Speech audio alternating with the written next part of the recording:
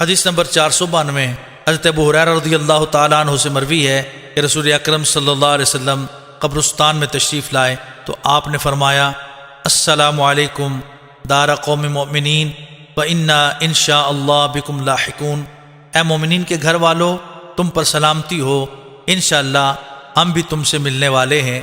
میں چاہتا ہوں کہ ہم اپنے بھائیوں کو دیکھیں۔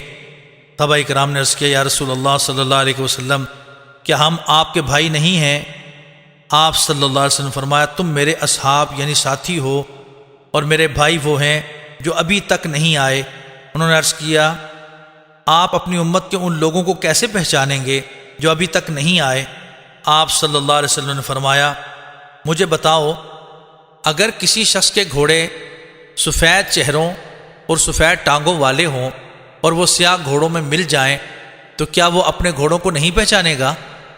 انہوں نے عرض کیا کیوں نہیں یا رسول اللہ صلی اللہ علیہ وسلم، ضرور پہچانے گا۔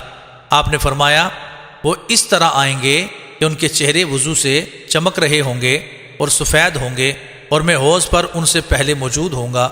سنو، کچھ لوگوں کو میرے حوض سے دور کر دیا جائے گا جس طرح کسی کا بھٹکا ہوا اونٹ دور کیا جاتا ہے۔ ان کو آواز دوں گا سنو آگے آؤ، کہا جائے گا انہوں نے آپ کے بعد دین کو بدل دیا، تو میں کہوں گا دور ہو جاؤ، دور ہو جاؤ۔